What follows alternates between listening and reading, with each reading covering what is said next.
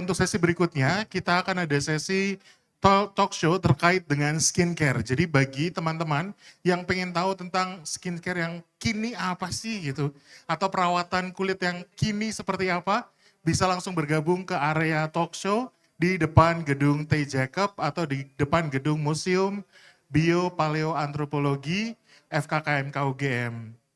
Karena sebentar lagi kita akan ada sesi untuk yang kedua, talk show kedua, terkait dengan Skin Daily Clinic dan juga My Dervia yang akan dimoderatori oleh Dr. Nabila Kirti Pradipta, MSc, SPDVE.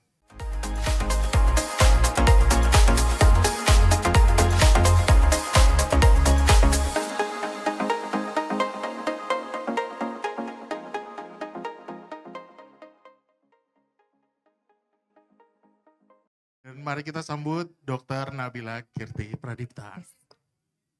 Ya, baik. Selamat pagi semuanya. Assalamualaikum warahmatullahi wabarakatuh.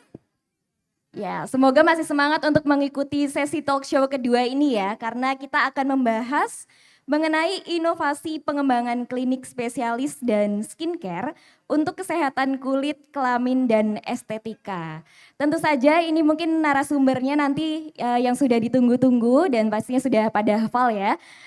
Nanti kita akan sharing bersama Dr. Listia Paramita, spesialis dermatologi, venerologi, dan estetika Fins Divi. Ya, beliau akrab disapa dengan Dr. Mita dan beliau merupakan spesialis dermatologi, venerologi, dan estetika lulusan dari FKKMK UGM tentunya. Dan kembali lagi ke kampus kita tercinta untuk berbagi bersama kita semua. Sejak tahun 2017 mungkin sekilas saya bacakan profil singkatnya ya, bahwa Dr. Mita ini aktif sekali memberikan edukasi mengenai perawatan kulit, mengenai mitos dan fakta tentang kulit dan memberikan solusi bagi permasalahan kulit. Terutama salah satunya melalui akun Instagram beliau @drmita.spkk, pastinya sudah pada tahu semua ya. Beliau giat memberikan informasi terkait kesehatan kulit dan menangkal maraknya penggunaan produk-produk kecantikan yang berbahaya yang sekarang mungkin sedang marak-maraknya ya.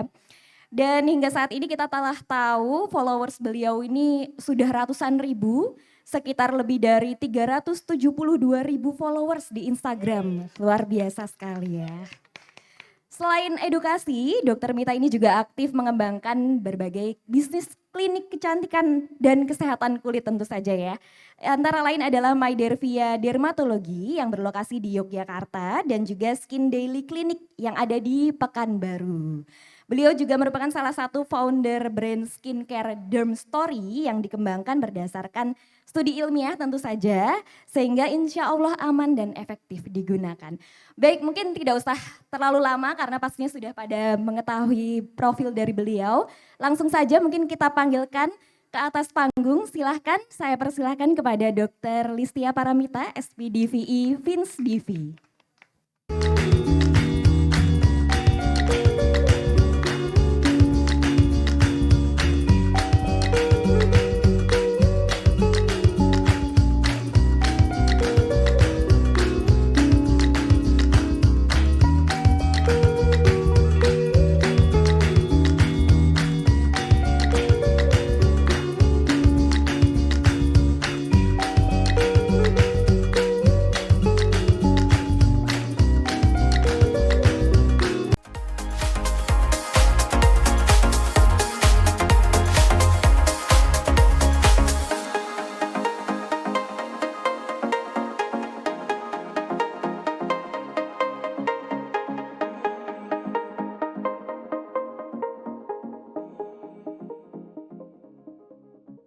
Baik, terima kasih. Selamat pagi Dokter Mita. Selamat pagi menjelang siang. Oh iya, sudah mau siang ya.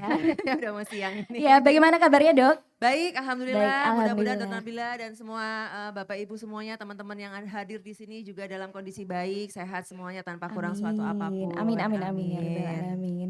Ya Dokter, terima kasih banyak sudah hadir bersama kita semua di sini Dok. Ya, terima mungkin kasih banyak. biar tidak usah terlalu panjang intronya, langsung oke. saja mungkin kita pengen mendengar pengalaman-pengalaman dokter Dan mungkin sekilas dokter akan memberikan sedikit informasi ya dok ya mengenai latar belakang inovasi pengembangan klinik spesialis dan skincare untuk kesehatan kulit, kelamin, dan estetika. Kami persilakan dok. Silakan. Oke, baik. Terima kasih banyak Dokter Nabila. Assalamualaikum warahmatullahi wabarakatuh. Selamat pagi menjelang siang Bapak Ibu semuanya. Perkenalkan saya Mita.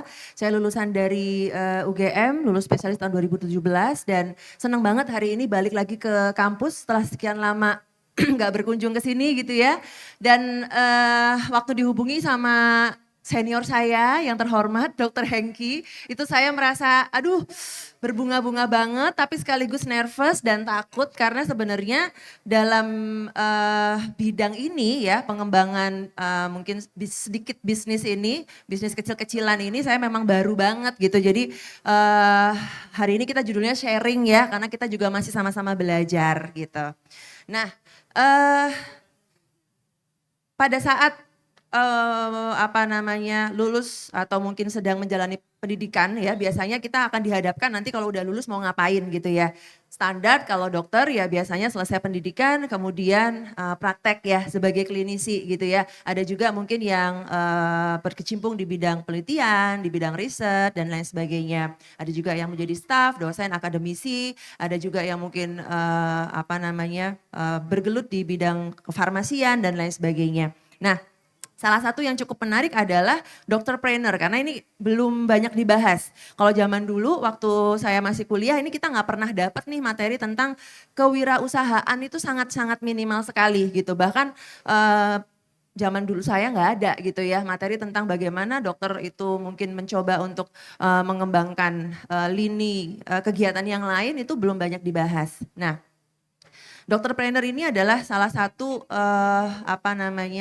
bidang yang para dokter ini bisa geluti di apapun sebenarnya. Kadang tidak berhubungan dengan dunia dokter ya. Mungkin ada juga teman-teman sejawat saya yang mungkin ada punya bisnis brand jilbab gitu ya. Ada yang punya bisnis mungkin coffee shop, ada yang punya bisnis kemudian misalnya rumah makan dan lain sebagainya. Ada banyak sekali hal yang bisa dikembangkan sebetulnya. Nah dalam hal ini saya pribadi memilih untuk mengembangkan klinik karena awalnya adalah itu yang paling dikuasai. Karena kalau mau nyari bisnis yang lain tuh belum ada gambaran gitu. Kayak mau ternak bebek, ternak lele, aduh nggak ngerti ilmunya gimana, belum ngerti gitu. Jadi yang kita paham adalah ayo kita coba bikin klinik karena salah satu bidang yaitu di pelayanan medisnya itu kita pahami seperti itu. Nah kemudian klinik ini kalau di Indonesia kita kenal ada dua jenis ya. Jadi klinik ini adalah fasilitas kesehatan yang menyelenggarakan pelayanan medis, bisa medis dasar dan medis spesialistik. Untuk klinik itu terbagi menjadi dua sesuai dengan aturan ya. Yaitu klinik pratama dan klinik utama seperti itu. Klinik pratama biasanya dengan penanggung jawab dokter umum. Kemudian kalau klinik utama itu penanggung jawabnya adalah dokter spesialis. Nah klinik utama ini juga ada macam-macam. Ada klinik utama yang bergabung artinya di dalamnya ada berbagai spesialistik tertentu ya. Mungkin ada SPOG, ada SPA, ada mungkin dokter gigi spesialis ya. Ada mungkin dokter penyakit dalam dan lain sebagainya itu ada yang seperti itu. Nah kami memilih untuk tertuju utamanya adalah untuk kesehatan kulit. Awalnya memang karena latar belakang pendidikan memang di bidang tersebut ya. Oke, ngadat ya. Oke, sebentar. Nah kenapa tadi salah satu alasan kenapa kita memulai untuk berbisnis di klinik kesehatan kulit ya judulnya gitu. Karena kebutuhan layanan kesehatan kulit untuk masyarakat itu semakin meningkat. Jadi makin ke sini masyarakat itu memang lebih membutuhkan layanan yang mungkin lebih komprehensif ya, tidak hanya dari segi kecantikan saja, tapi juga kulit secara umum ya. Dan saat ini klinik dengan layanan kulit yang mungkin terpadu, layanan kulit yang holistik itu belum banyak. Ya belum banyak, mungkin kita yang banyak melihat adalah klinik kecantikan begitu ya Dokter Nabila yang lebih banyak kita jumpai. Kemudian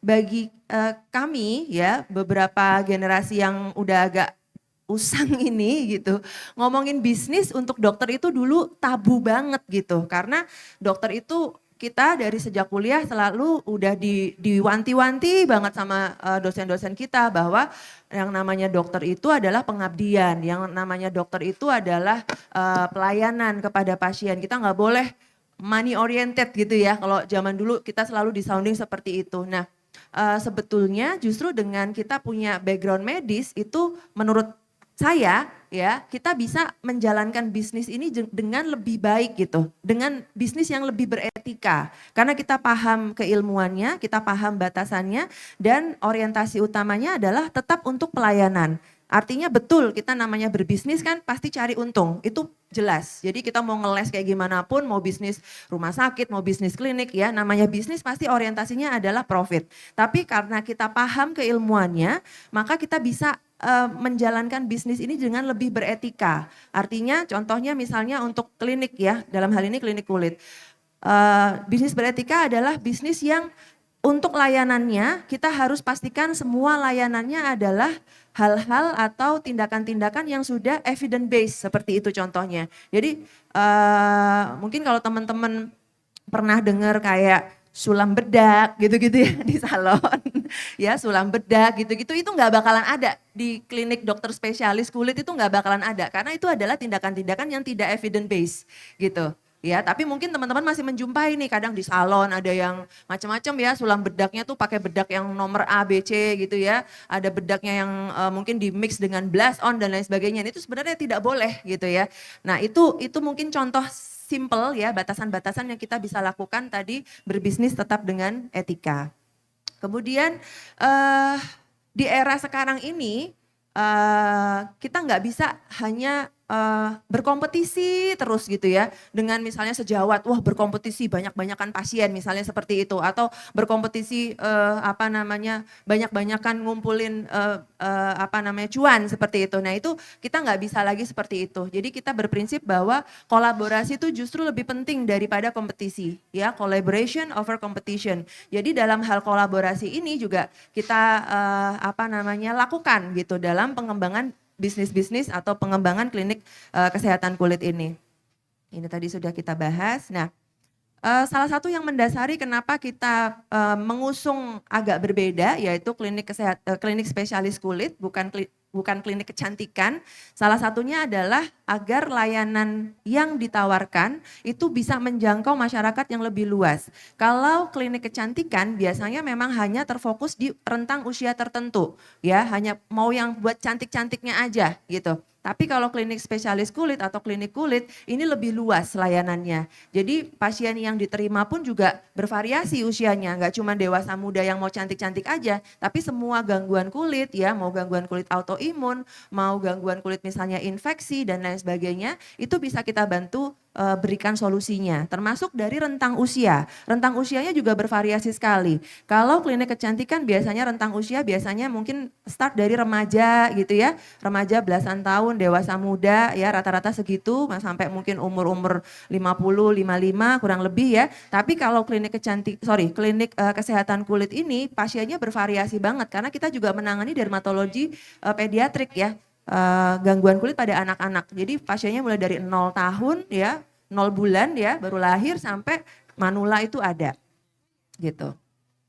Ya, ini tadi layanan akan lebih luas mencakup keluhan kulit, kelamin, estetika dan layanannya sangat luas, meliputi alergi, imunologi, autoimun, dermatologi anak, dermatologi surgery, ya, gangguan-gangguan keluhan di seputar infeksi menular seksual, ya, dan tentu saja dermokosmetik atau di bidang estetika, karena bidang estetika ini juga masih ranah kompetensi dari dokter spesialis kulit, ya. Sasarannya di semua usia gitu ya, jadi tidak terbatas hanya di rentang usia tertentu saja, tapi di 0 sampai usia manula seperti itu. Nah, bagaimana cara untuk memulai, untuk merintis gitu ya, karena tadi balik lagi kita namanya berbisnis pasti harus dengan pertimbangan-pertimbangan tertentu, karena namanya bisnis kan pasti ada goalsnya pasti kayak tadi ya, kita pasti akan mencari profit, tapi bagaimana kita mencari profit ini dengan cara-cara yang benar dan diusahakan ya betul-betul sesuai dengan aturan. Ya, pertama kita riset pasar. Ya, kita lihat di Yogyakarta ini khususnya untuk klinik spesialis kulit pada saat itu belum banyak ya. Kemudian menentukan lokasi ya, area mana yang mungkin mudah dijangkau, area mana yang mungkin lebih mudah aksesnya, itu dipertimbangkan juga. Kemudian target pemasaran juga kita perlu hitung-hitung ulang gitu ya. Selain itu juga menghitung kebutuhan modal karena untuk pendirian klinik itu kan kita juga memperkirakan mungkin apakah renovasi bangunan atau mungkin membeli tanah kemudian membangun dari awal atau mungkin kita sewa dan lain sebagainya, kan ada kebutuhan itu. Kemudian juga alat-alat ya, kalau misalnya mau memberikan layanan seperti yang spesialistiknya estetik ya, mungkin ada alat-alat seperti laser, alat-alat seperti microneedling dan lain sebagainya, itu perlu dipertimbangkan. Kemudian juga layanan-layanan yang lain seperti layanan fototerapi ya, itu juga akan menimbulkan cost kemudian. Ya, jenis layanan yang ditawarkan juga perlu kita breakdown apa-apa saja layanan yang akan diberikan begitu ya. Kemudian belanja kebutuhan nih biasanya untuk alat-alat atau mungkin bahan-bahan habis pakai. Kemudian merekrut karyawan. Nah, jujur karena pada saat merintis itu kita memang benar-benar gak paham. Yang kita pahami cuma ilmu medis tok gitu ya. Jadi untuk hal-hal seperti ini kita benar-benar belajar ya, tanya ke misalnya kita benar-benar blank tentang perizinan, kita tanya ke dinas terkait gimana tata caranya, syarat-syaratnya apa saja, dan kita baru tahu bahwa ternyata kalau ternyata bikin klinik itu agak ribet gitu ya, nggak semudah yang tiba-tiba buka, tiba-tiba grand opening. Persiapannya memang butuh banyak sekali, dan untuk perizinan kita juga sebisa mungkin mengikuti aturan karena kadang-kadang di berbagai daerah peraturannya ini tidak sama ya. Peraturannya bisa berbeda-beda, jadi kita bisa menyesuaikan aja ya, ditanyakan pada dinas perizinan yang terkait kira-kira apa saja, persyaratan apa saja, dan biasanya tetap masih ada juga persyaratan dari dinas kesehatan ya. Jadi persiapannya cukup panjang, dari dinas kesehatan biasanya juga akan melakukan survei ya, apa-apa saja yang sudah cukup baik, sudah layak, apa-apa saja yang perlu ditambahkan, apa-apa saja yang perlu diperbaiki dan lain sebagainya, itu dilakukan sebelum mulai beroperasional gitu. Kemudian perekrutan karyawan ini juga penting karena tadi kita perlu hire orang-orang yang memang paham di bidangnya, dan untuk komponen klinik ini cukup banyak ya. Ada mungkin perawat ya, ada rekan-rekan dari farmasi, ada mungkin nanti tim dari HRD ya, ada tim dari akunting untuk finance dan lain sebagainya, itu juga perlu dibentuk ya dari awal. Kemudian setelah semua ini tersusun gitu ya, langkah terakhir adalah promosi ya. Promosi itu adalah untuk mengenalkan bahwa kita memiliki layanan yang A, B, C, D, keunggulannya apa saja. Nah, itu bisa kita kita siarkan gitu ya kepada masyarakat luas.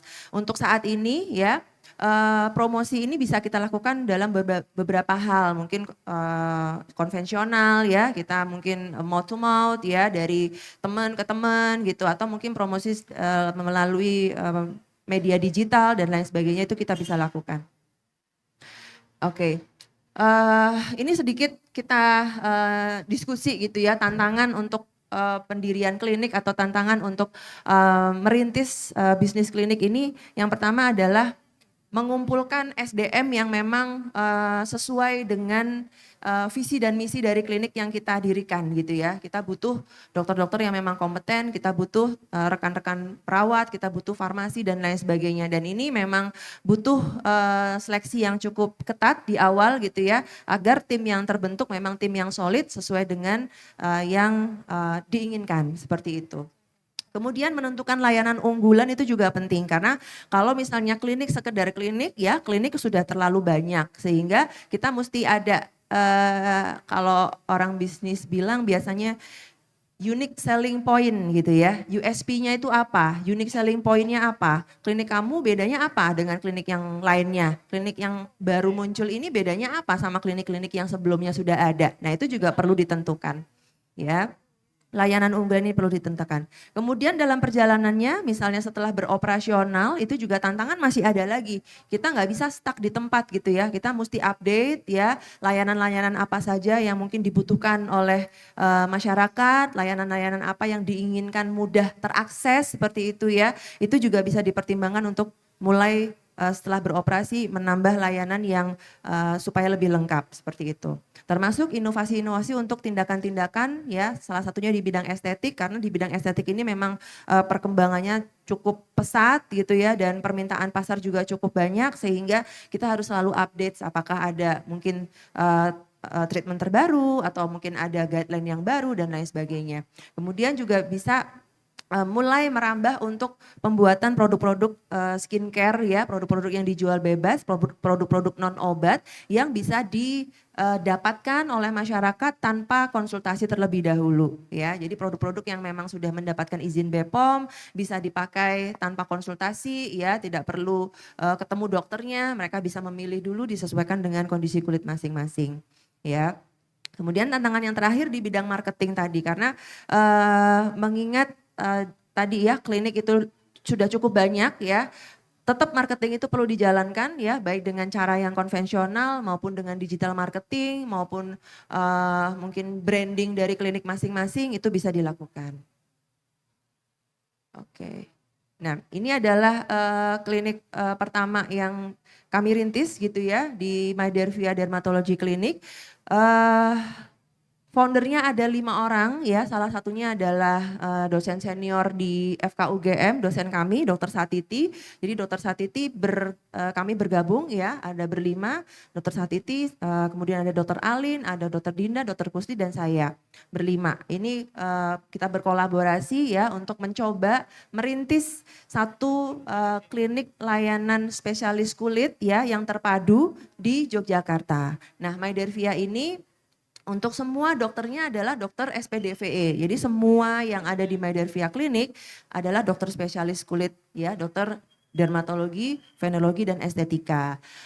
Layanan unggulan dari Mydervia Clinic adalah tadi layanan kulit yang terpadu ya, yang holistik. Semua kasus mulai dari usia 0 sampai manula bisa kita bantu untuk atasi, termasuk juga keluhan-keluhan seputar kelamin, termasuk vaksin dan lain sebagainya ya. Vaksin HPV itu kami sediakan karena memang salah satu keluhan yang banyak ya di Jogja ini, kutil kelamin itu banyak sekali ya, kutil kelamin banyak banget dan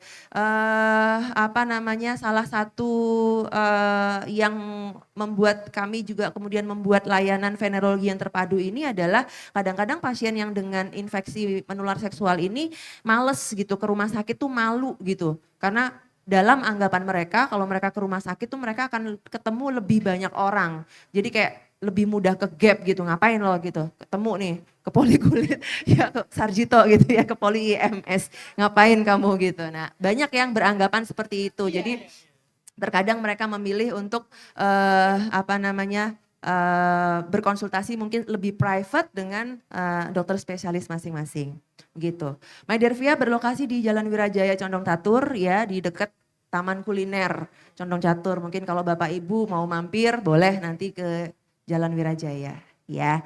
Kemudian klinik kedua yang kami rintis ini berlokasinya cukup jauh ya di Pekanbaru, karena beberapa tahun ini saya pindah ke Pekanbaru. Kemudian waktu pindah memindahkan semua berkas-berkas gitu ya, pindah ID-nya, pindah PC Perdoski keanggotaannya dipindahkan gitu. Pada saat di sana baru terpikir untuk memulai merintis klinik yang baru ya. Nah klinik yang ini memang cukup berbeda dengan Mydervia. Kalau yang di Mydervia itu semua dokternya spesialis kulit, kalau di Skin Daily yang di Pekanbaru ini dokternya gabungan. Ada spesialis kulit 3 orang dan ada dokter umumnya 2 orang. Dalam penanganan kasusnya di Skin Daily ini sudah kita bagi ya berdasarkan kompetensi masing-masing. Artinya memang untuk kasus-kasus tertentu, kasus-kasus kulit tertentu, dokter umum kan ada batasan ya kompetensinya.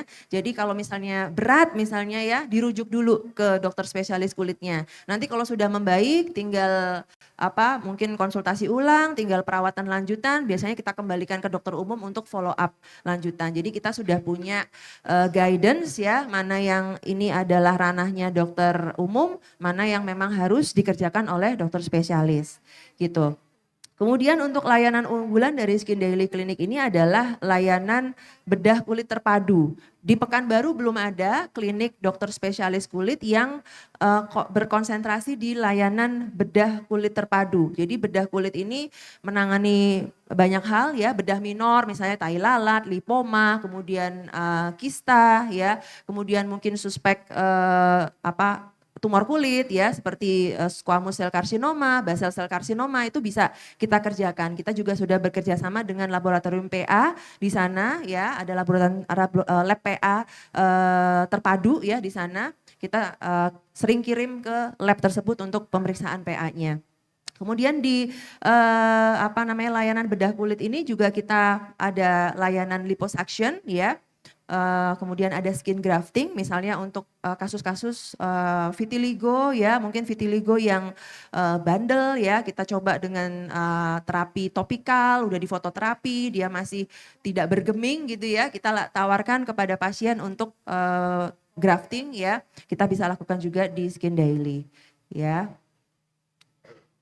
Oke, demikian mungkin sharing-sharing sedikit sekali dari saya, Dr. Nabila. Mudah-mudahan yang sedikit ini ada manfaatnya ya, dan mudah-mudahan bisa menginspirasi teman-teman juga di sini ya. Kalau pengen mungkin mulai merintis klinik atau mungkin pengen sharing-sharing tentang gimana cara-cara step-step awal untuk mendirikan klinik, boleh banget kita sharing bersama. Iya, baik. Terima kasih banyak Dokter Mita atas sharing-sharingnya hari ini. Kita beri tepuk tangan dulu mungkin ya kepada Dokter Mita ya. Tadi sudah banyak dipaparkan oleh Dokter Mita ya. Jadi ternyata kalau misalnya lulus tuh nggak hanya bisa jadi dokter aja gitu ya Dok ya. Betul, Jadi betul, ternyata betul. ya mungkin istilahnya dokterpreneur sekarang ya Dok ya.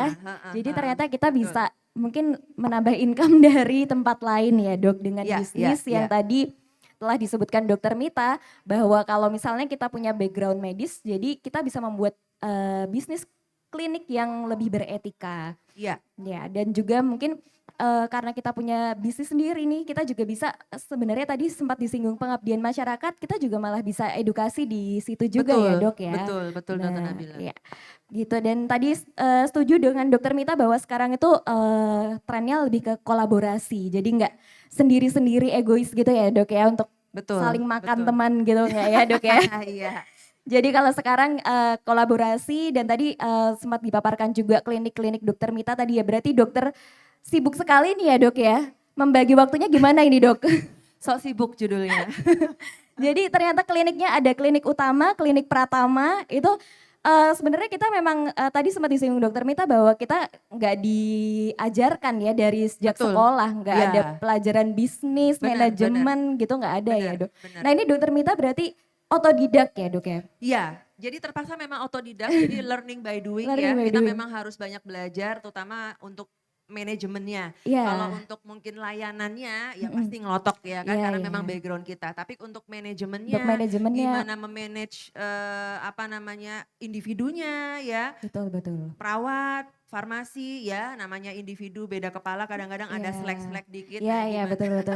Gimana cara meredam ya kan, gimana caranya untuk semua itu bisa berjalan dengan baik, gimana supaya tempat kerja itu tetap kondusif, itu kan ternyata ada ilmunya ya, yang mana kita selama ini tidak belajar ya. Iya benar sama sekali. Apalagi kalau keuangan itu ya Dok, itu PR lagi ya Dok nanti Betul. Ternyata nggak sederhana ada yang beli terus ada duitnya. Tidak sesederhana ternyata itu. ada banyak yang harus dipikirkan ya Dok ya kalau ada banyak komponen. Berapa SKS sendiri itu ya Dok ya.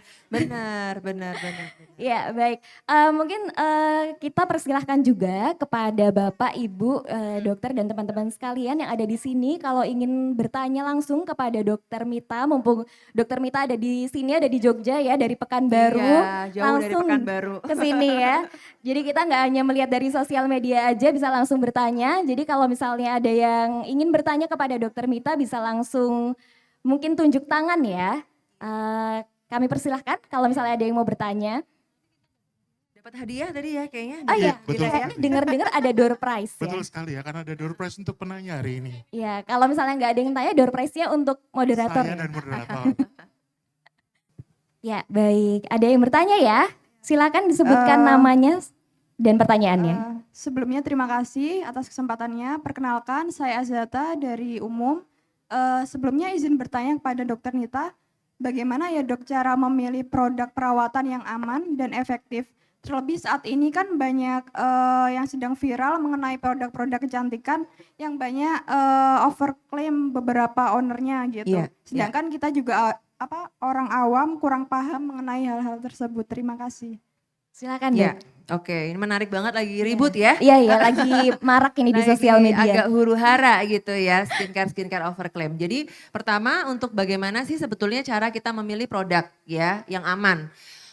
Pertama adalah kenali dulu kondisi kulit kita ya, kenali dulu tipe kulit kita, apakah kering, apakah kulitnya itu berminyak, apakah kulitnya normal, apakah kulitnya kombinasi, seperti itu. Karena dengan kita mengenali kondisi kulit dan gangguan kulit apa yang kita hadapi, itu kita baru bisa bergerak untuk memilih produknya gitu. Ya, karena kalau misalnya kita nggak ngenalin jenis kulitnya, kita nggak ngenalin apa yang dibutuhkan oleh kulit kita atau gangguan kulit apa yang sedang kita alami, kita kalau misalnya ke mall gitu ya, ke yang section skincare itu kan ada raknya banyak banget ya Mbak ya. Berak-rak banyak banget, kita kalau suruh blind tiba-tiba suruh milih ya pasti bingung juga gitu. Jadi start dari jenis kulitnya apa, kemudian problem kulitnya apa. Misal problem kulitnya ternyata jerawat, atau misalnya kulitnya kusem misalnya kayak gitu ya. Atau kulitnya belang misalnya karena kena paparan matahari, jadi kita pengen mengembalikan warna kulitnya misalnya, seperti itu gampangnya.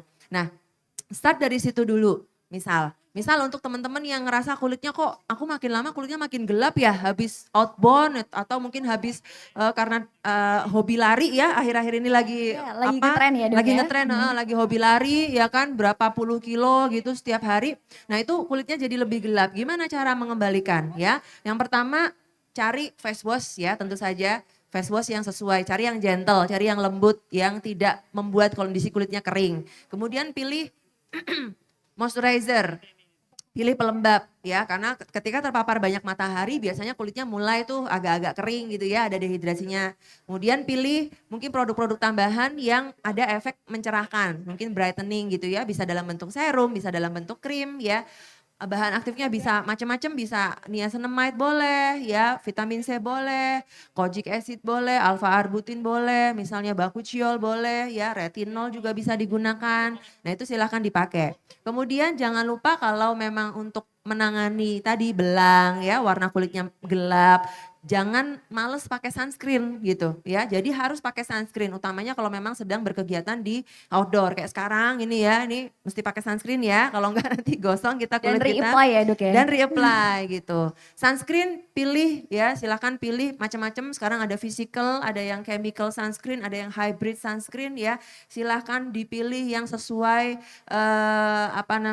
harganya ya, karena harga kan sekarang range-nya juga macam-macam ya. Pilih sesuai yang nyaman di kantong ya, yang kita bisa repurchase lagi kalau habis gitu ya, karena penggunaan sunscreen kan nggak mungkin sebotol doang habis itu terus nggak pakai lagi gitu ya. Jadi pilih yang bisa kita beli secara kontinu. Kemudian tadi dipakai dan dipakai berulang ya. Artinya kalau memang kegiatannya lagi banyak outdoor, banyak terpapar matahari, itu memang sunscreen sebaiknya diulang ya 2-3 jam sekali. Kalau di dalam ruangan ya mungkin pagi pasang, nanti siang ya habis sholat zuhur baru diulang lagi, udah cukup banget gitu.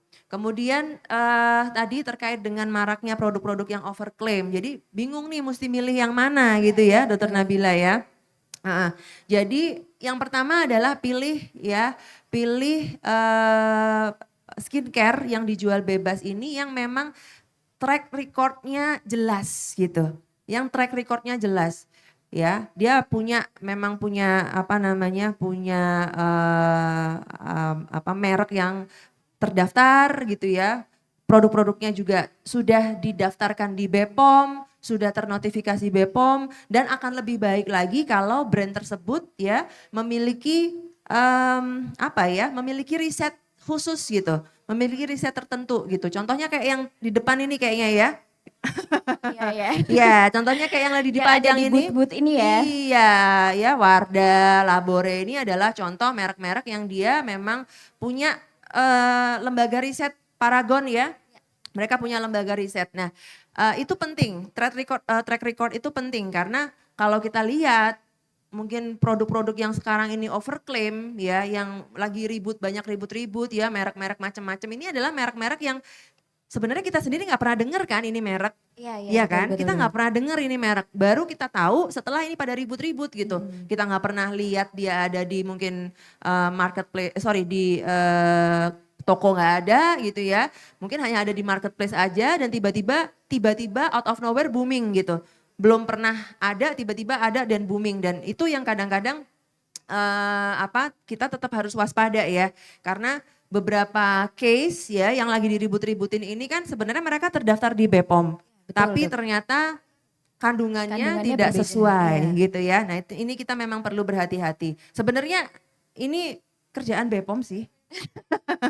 Ya sebenarnya ini PR-nya BPOM juga kalau menurut saya ya, untuk iya, iya. pengawasan lebih Lebih ketat, ketat, ya, betul. lebih ketat gitu. Iya. Karena kalau nggak ketat ya kayak gini jadinya. Iya. Jadi yang bukan tugasnya untuk menginvestigasi jadi menginvestigasi Jadi gitu. ada oknum-oknum yang ikut menginvestigasi ya, Betul, Dok ya. Dan betul, mungkin kita kenal betul. ada doktif itu ya, Dok ya. Iya, betul Dok.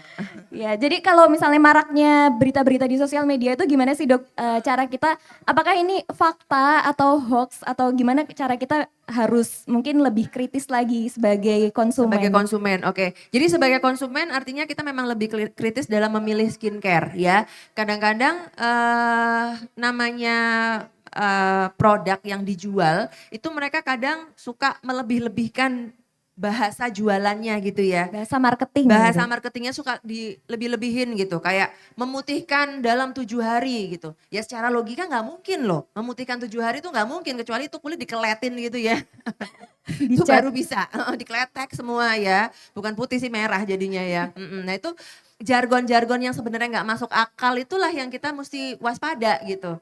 Memutihkan permanen itu udah bahasa-bahasa yang aneh, udah nggak masuk akal ya. Memutihkan 7 hari, dalam 7 hari, memutihkan permanen misalnya. Atau ini cocok banget untuk kamu yang susah putih gitu. Ini udah bahasa-bahasa yang aneh. Jadi kalau Bapak Ibu atau teman-teman mendengar jargon yang aneh-aneh kayak gini, udah mendingan langsung skip aja. Karena dari awal aja first impressionnya jelek gitu ya.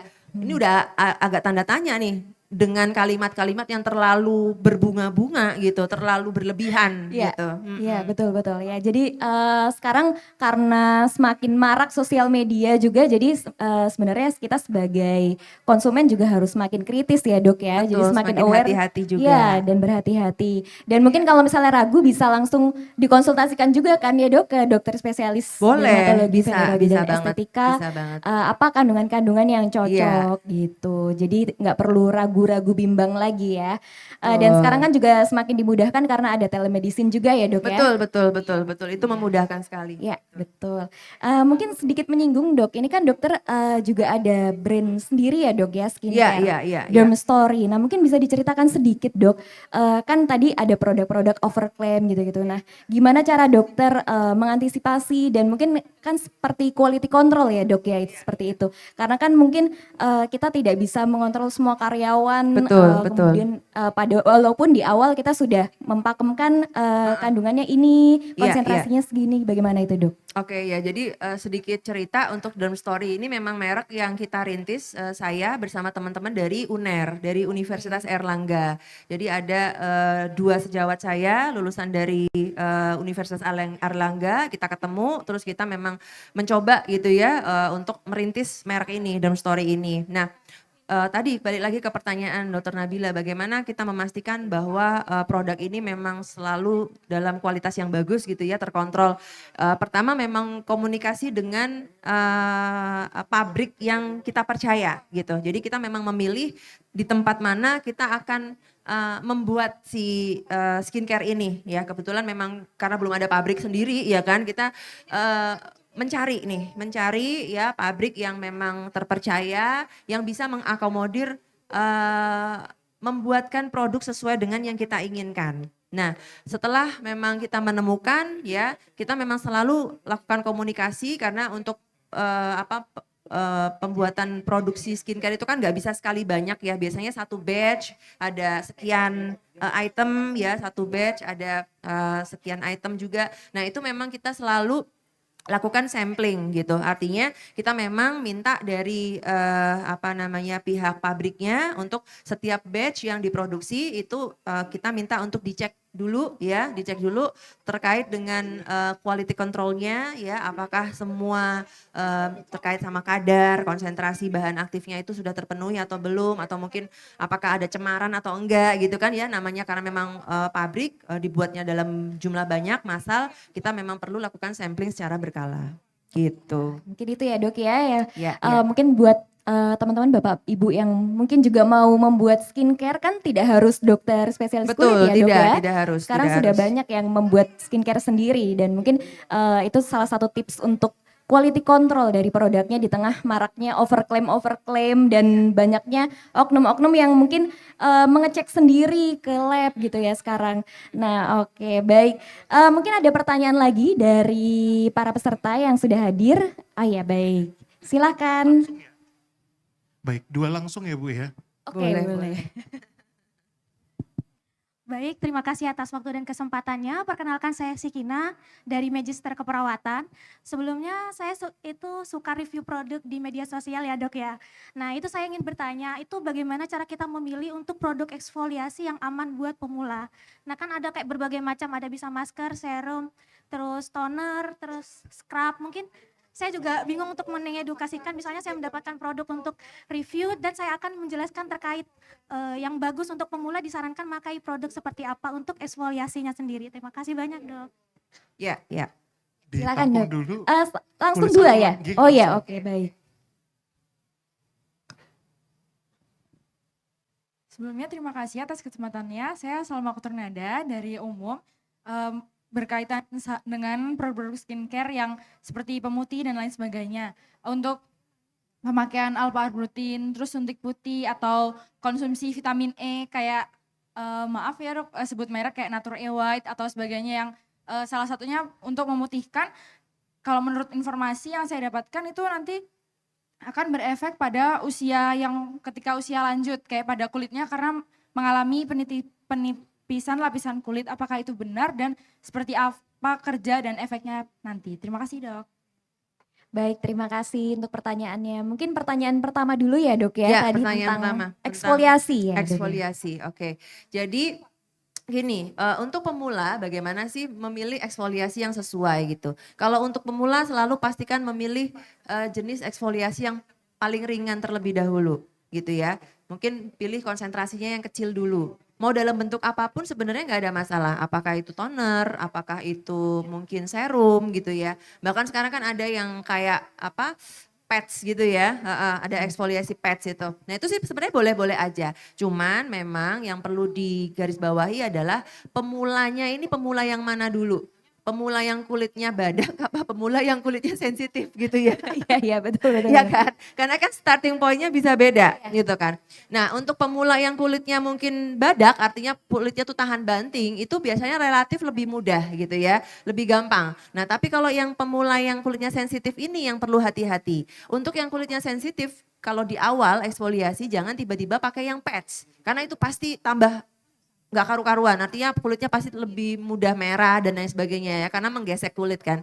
Mungkin kalau yang kulitnya sensitif, start dari yang mungkin toner dulu gitu ya, atau mungkin serum dulu yang konsentrasinya kecil. Kemudian frekuensi penggunaannya juga disesuaikan, lihat aja di kemasannya. Karena di tiap-tiap kemasan mungkin produk-produk eksfoliasi ini kan sudah ada tertera ya. Seminggu misalnya maksimal 1-2 kali atau seminggu 2-3 kali. Nah itu diikutin aja dulu nih.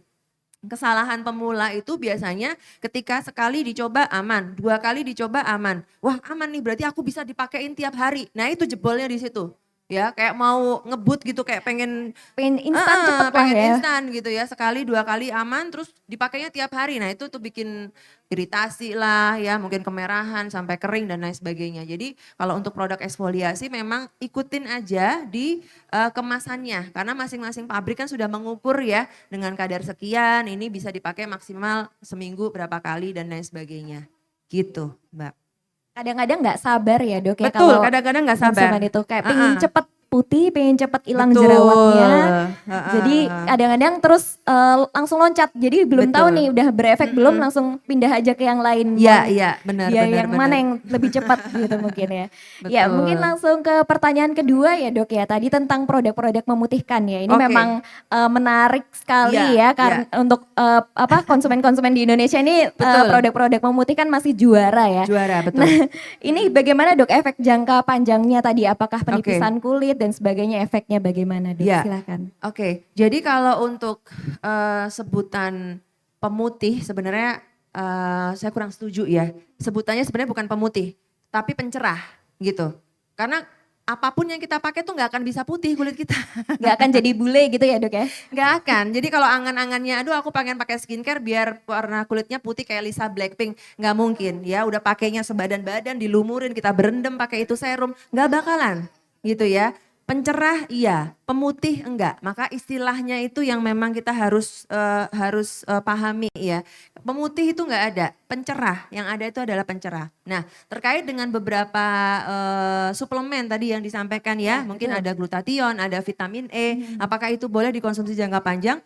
Boleh, karena itu kan suplemen biasa sebetulnya ya. Itu suplemen biasa. Jadi kalau tetap mau dikonsumsi itu tidak ada masalah. Tinggal pilih aja ya suplemen yang memang sudah terregister BPOM. Hati-hati ya, sekarang banyak banget suplemen-suplemen yang abal-abal ya, kadang-kadang yang di marketplace, yang dia tidak terregister, dia black market dan lain sebagainya. Nah itu kan nggak ada yang jamin keamanannya. Jadi pastikan kalau memang mau mengkonsumsi suplemen, memang suplemen yang terregister dengan baik. Itu yang pertama. Kemudian tadi sedikit disinggung tentang infus pemutih. Oh iya betul. Iya kan? Dok. Nah ini saya berapi-api nih kalau mau infus pemutih.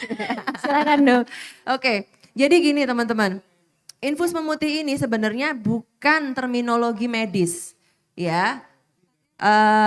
Saya, Dokter Nabila juga, kami yang belajar sampai ke spesialis kulit ini tidak pernah ada menemukan dalam literatur manapun, dalam textbook, dalam jurnal ilmiah yang membahas tentang infus pemutih atau suntik pemutih itu nggak ada. Karena itu adalah terminologi marketing, jualan ya. Itu bahasa jula-juli gitu kalau orang sekarang ya, bahasa jualan saya.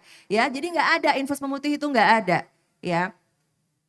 Sampai detik ini yang namanya infus pemutih atau suntik pemutih itu belum ada evidence base-nya. Belum ada. Belum ada evidence base-nya. Dan belum ada safety profile-nya yang benar-benar declare bahwa tindakan ini aman dilakukan. Itu belum ada sampai detik ini gitu. Sehingga balik lagi sedikit tadi ya ke klinik yang kami rintis, itu kami nggak punya. Kami nggak punya yang namanya menu infus pemutih, suntik pemutih itu nggak ada. Alasannya apa? Tadi ya dokter berbisnis dengan etika, ya kan? Ini tindakan nggak ada evidence base-nya. Kok kamu kerjain? Etikanya di mana? Jadi tanya-tanya kan. Makanya kami memilih untuk tidak ada tindakan itu. Walaupun mungkin saya yakin Bapak Ibu pernah melihat iklan-iklannya ya di tempat-tempat tertentu ada yang bilang ini paket infus pemutih ya 3 kali, 5 kali, ada yang 10 kali dan lain sebagainya. Ya. Itu tidak ada evidence base-nya dan perlu berhati-hati bahwa kadang-kadang yang dimasukkan ini juga nggak jelas. Yang diinfuskan, dimasukin ke pembuluh darah itu nggak jelas gitu. Kalau cuma sekedar vitamin C ya masih oke lah gitu ya. Tapi kalau dimasukinnya ada tambahan-tambahan yang lain seperti glutathione, ada kolagen ya ngakunya begitu. Kolagen dan glutathione itu nggak boleh sebenarnya disuntikan ya. Karena itu sebenarnya bukan untuk tadi kegunaannya bukan untuk whitening dan lain sebagainya. Dan di Indonesia infus-infus atau mungkin suntik-suntik yang mengandung kolagen itu nggak ada yang ada izinnya.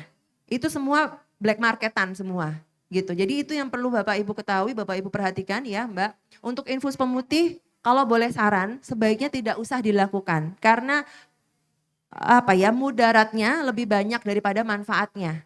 Manfaatnya nggak seberapa, tapi mudaratnya ada banyak banget ya. Dan ini memang sudah banyak terjadi ya. Dulunya sering suntik putih seminggu 2 minggu sekali, kemudian muncul ada gangguan ginjal ya. Banyak banget kasusnya. Tapi tidak tidak terblow up. Iya, Yang terblow up adalah yang tadi iklan-iklannya. Iklan-iklannya yang nongol di mana-mana. Yang katanya kayaknya berhasil gitu ya dok ya iklannya. Betul, iklan-iklannya nongol di mana-mana. Tapi yang gagal, yang tidak berhasil, yang berakhir dengan harus ketemu dokter spesialis KGH, KGH, ya, ya, ginjal. SPPD KGH itu banyak gitu. Jadi kalau boleh saran, mendingan nggak usah ya. Kalau mau mencerahkan kulit masih banyak jalan yang lain. Ya, masih banyak jalan yang lain yang lebih aman ya, penggunaan skincare, mungkin mengkonsumsi suplemen dan lain sebagainya itu ada banyak. Ada dibantu tindakan-tindakan itu boleh, itu bisa. Tapi kalau infus pemutih big no ya, mendingan nggak usah. Demi apa? Demi kesehatan. Ya, karena nggak lucu dong putih tapi terus berakhir ke polihemodialisis kan nggak seru juga. Iya, iya, Gitu. betul-betul dok. Aduh, sekarang mungkin selain vitamin C juga banyak ya dok, ada glutathione, ada Iya. katanya infus kromosom. Betul, Jadi betul. Nah, infus banyak kromosom sekali. ini juga salah satu menurut kami, menurut saya ya, infus kromosom itu adalah salah satu pembodohan publik gitu loh. Gimana maksudnya infus kromosom? Kromosom siapa yang Kromosomnya dimasukin? siapa? Iya ya dok ya. Iya, kromosom siapa maksudnya? Emang bisa kromosom dimasukin dalam infus? Kan nggak bisa. Makanya tadi ini semi-semi jualan yang tadi ya membolak-balikan akal gitu loh. Jadi Ya. Dan kadang-kadang safety profile-nya juga kita belum tahu belum ya tahu, dok. bener. Apalagi jangka panjangnya. betul, makanya sesuatu yang abu-abu itu mendingan nggak usah kita kerjakan. Karena pasti namanya abu-abu belum jelas kan. Ya kalau beruntung aman-aman aja. Kalau tidak beruntung nanti berakhir dengan gangguan dan lain sebagainya kan tambah repot ya. Dan nggak bisa kembali lagi gitu ya kalau misalnya sudah rusak. Betul, betul. Ya, memang ini kalau misalnya pertanyaan-pertanyaan tentang skincare itu memang sangat menarik ini terutama bagi kaum perempuan. Tapi sebenarnya kalau sekarang laki-laki juga sudah mulai banyak ya dok ya Sudah di mulai banyak, klinik-klinik yang betul. mulai aware terhadap kesehatan kulitnya Iya, gitu. betul. Nah ini mungkin karena waktunya sudah mau habis, mungkin ada pertanyaan lagi, pertanyaan terakhir mungkin. Satu yang ingin terakhir ditanyakan? mungkin. Oh ya, silakan ini guru kita ingin bertanya. Aduh, Terima Silakan, kasih. Kalau tadi kan yang bertanya yang muda-muda yang memang masih sangat memperhatikan perawatan. Nah, kami juga pingin diberikan semacam tips ya untuk kami yang sudah di atas 50 kadang yang sudah terlambat untuk merawat kecantikan, merawat wajah kita. Karena seperti panjenengan Persani ya, kalau kita tuh kan udah terlanjur pekerjaannya banyak, kemudian kadang-kadang tuh mau melakukan perawatan wajah, perawatan kecantikan tuh kok kadang udah capek, kadang tidak telaten juga melihat bagaimana oles-olesannya begitu banyak. Nah, pertanyaan saya adalah sebetulnya apa yang bisa kita lakukan? Yang paling tidak standar minimal ya paling tidak lah supaya nggak kusem-kusem amat lah. Supaya nanti kalau kita ada acara itu penampilannya juga lumayan lah gitu. Mungkin bisa diberikan tip-tips supaya kulit kita juga tidak kalah dengan yang muda-muda. Terima kasih. baik, terima kasih untuk pertanyaannya. Silakan Dokter Vita mungkin dijawab tips dan Iya. triknya. Matur nuwun dokter ya. Jadi sebenarnya tidak ada kata terlambat dok, nggak apa-apa. Start dari sekarang tuh nggak apa-apa dok. Jadi kalau untuk perawatan kulit sebenarnya tidak harus berderet-deret gitu ya dok ya. Tidak harus yang banyak lapisannya sampai 5 lapis, 7 lapis. Aduh tidak kober ya, kerjaan banyak 7 lapis, 10 lapis lah entek waktunya gitu ya. Jadi kita bisa pakai perawatan wajah yang simple aja dokter ya. Face wash pasti ya, kita cuci muka, membersihkan wajah. Kemudian penggunaan pelembab. Nah sekarang pelembab itu juga macam-macam dokter ya. Ada pelembab yang sudah disertai dengan tadi agen pencerah. Jadi misalnya pagi hari itu bisa tuh pakai mungkin pelembab yang sekaligus ada vitamin C-nya misalnya. Itu bisa digunakan. Setelah itu pakai sunscreen. Udah. Jadi cuma 2 step aja. Habis cuci muka, selesai pakai pelembab dan pakai sunscreen. Cukup. Kemudian kalau malam hari misalnya ya, selesai beraktivitas ya, bersih-bersih wajah gitu ya. Kemudian penggunaan apa yang malam hari bisa digunakan? Pelembab tetap. Mungkin kita bisa switch ke pelembab yang sama pun boleh, atau kita mungkin pakai pelembab yang lain juga tidak ada masalah. Mungkin bisa ditambahkan krim khusus dokter. Kalau untuk usia-usia di atas 40, 50 itu disarankan mulai menggunakan produk-produk krim yang ada fungsi anti-agingnya. Jadi ada fungsi untuk memperbaiki regenerasi kulit. Mungkin yang bahan aktifnya retinol atau mungkin yang lebih kuat bisa retinoic acid, itu tinggal dipakai di malam hari. Jadi malam hari pelembab dan krim khusus tadi selesai. Jadi cukup 2 step aja dok. Jadi nggak usah banyak-banyak, jadi tidak menyita waktu gitu ya. Tidak terbengkalai cuman gara-gara nyenuk di depan kaca 1 jam gitu ya, itu kelamaan. Jadi kita bisa kok pakai yang simple-simple aja. Cuman memang tadi memang kalau kita ngomong tentang perawatan kulit tidak bisa angin-anginan gitu ya dok ya, nggak bisa seminggu pakai nanti sebulan males, nanti seminggu pakai lagi sebulan males lagi. Nah itu yang nggak bisa. Kita memang butuh continue karena kulit kita ini kan dipakai tiap hari ya dok ya. Kita beraktivitas ya, kena matahari, kita keringetan dan lain sebagainya. Itu kan juga membuat kondisi kulit kadang-kadang berubah gitu ya. Sehingga tetap usahakan kita rawat seminimal mungkin tadi hanya dengan 2 step sudah cukup. Gitu dokter. Ya, terima kasih Dokter Mita, itu sedikit tips and triknya ya untuk perawatan skincare. Mungkin sebenarnya tidak hanya yang usia di atas 40-50 tahun saja ya, tapi yang muda-muda juga kurang lebih juga basic Sama. skincare-nya kurang lebih Betul. sama. Jadi mungkin yang perlu dipetik dari hari ini adalah mulai kenali kondisi kesehatan kulit masing-masing gitu. Biar nggak terlalu terlena dengan maraknya iklan-iklan yang bertebaran ya, supaya kita tidak terkecoh dengan produk-produk yang justru malah berbahaya gitu. Nah dok, mungkin ini sedikit ya dok, ini karena saya juga malah jadi ikut belajar ini Iya, dengan iya. Dokter Mita. Tadi kan dokter tadi klinik-kliniknya ada banyak ya dok ya, ada klinik utama, klinik Pratama, dan juga bekerja sama dengan dokter, salah satunya dokter SPDVI juga ya tadi. Gimana nih dok cara menjaga kekompakannya sampai sekarang bisa terus kompak untuk mendirikan klinik bersama-sama, karena kan kita tahu kalau misalnya untuk bekerja itu pasti ada aja gitu ya dok ya. Betul, betul. Mungkin ada perdebatan lah gitu lah. Iya. Gimana itu dok Betul. caranya menjaga kekompakan gitu Iya, dok? iya. Jadi memang kalau boleh sedikit cerita ya, kalau sudah dokter spesialis itu biasanya egonya gitu, kayak mau menang sendiri semuanya. Karena kalau katanya manajemen itu paling susah ngatur dokter spesialis dok. Betul, iya. Sini mungkin ada bapak ibu yang ada di manajemen rumah sakit, itu yang paling bandel biasanya dokter spesialis. Paling nggak mau diatur semaunya dewe gitu ya. Nah gimana caranya, sebetulnya memang kita mesti sama-sama sadar bahwa ini adalah kolaborasi bersama, sehingga kita mencoba untuk gimana caranya semua ini adalah demi kepentingan bersama gitu ya. Jadi ya memang terpaksa harus ada tahan-tahan ego gitu kan. Gak bisa kita mau menang sendiri itu gak bisa. Jadi kita tetap harus berkompromi ya. Artinya berkompromi, misalnya semua punya pendapat, ya kita kompromikan aja. Kita kompromikan, kita ambil jalan mana yang terbaik untuk bersama-sama kita bisa jalan bareng. Seperti itu Dokter Nabila. Ya, jadi memang kolaborasi sekali lagi Kolaborasi, ya dok ya. betul. Jadi, Kita harus tetap berkolaborasi. iya, karena walaupun kita bikin klinik gini, walaupun sudah lulus, tapi tetap Iya. kembali lagi kita belajar lagi gitu ya Betul, dok ya, sambil betul, belajar betul. juga. Betul Iya, sekali, baik. betul sekali.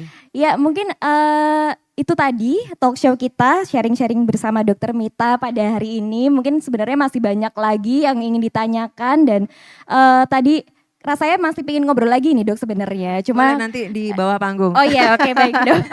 Di belakang layar ya dok. Iya, Ya, boleh. tapi mungkin karena keterbatasan waktu, jadi kita harus mengakhiri sesi talk show kita pada hari ini. Terima kasih banyak Dokter Terima Mita kasih, sudah sharing Dokter bersama Nabila. kami semua di sini, dan mungkin banyak pelajaran yang bisa diambil tadi, bahwa kita sebagai dokter kita juga bisa mengembangkan diri untuk mungkin tidak hanya menjadi dokter praktisi saja, kita juga bisa menjadi pebisnis ya dok ya, dan kita masih terus belajar lah ya untuk sepanjang hayat itu memang kita memang tugasnya memang belajar terus Betul, gitu. betul Ya, Dokter Nabila. dan tadi mungkin pertanyaan-pertanyaan dari para peserta juga sudah terjawab tadi mengenai skincare, karena memang lagi-lagi kalau misalnya walaupun membahas bisnis, tapi lagi-lagi pertanyaannya pasti tentang skincare Betul, untuk perawatan kulit. perawatan kulit untuk pribadi, karena memang itu yang nggak bisa lepas kita ya dari perawatan dan kesehatan kulit gitu. Mungkin segitu saja untuk talk show dan sharing kita pada hari ini. Kurang lebihnya mohon maaf. Terima kasih banyak Dokter Mita. Semoga bisa kembali Terima lagi kasih. sharing Amin, bersama amin, kita amin. ya Terima di kasih acara banyak. mendatang ya. Mungkin Terima kita kasih, diundang dengan senang lagi hati. Iya, dengan senang untuk hati. sharing-sharing bersama di kampus kita tercinta FKKMK UGM. Sekian dari saya. Mungkin ada ini ya, door prize, boten. kenang-kenangan ya. J, betul. Baik. Berkenan untuk Dokter Nabila dan juga Dokter Listia untuk berada di panggung untuk penyerahan souvenir begitu Iya, dari. baik. Sekali lagi kami sampaikan kepada para penanya, terima kasih juga atas pertanyaannya. Bagi para penanya dapat mendapatkan goodie bag dari Labore dan juga Leres, betul? Oh, dari Labore untuk para penanya. Bagi pembicara juga mendapatkan souvenir dari Labore dan juga produk eksklusif dari Leres begitu. Baik, terima kasih. Mungkin sebelum menutup saya mohon maaf apabila ada kesalahan kata dan kekurangan selama penyelenggaraan acara. Wabillahi taufik wal hidayat. Wassalamualaikum warahmatullahi wabarakatuh.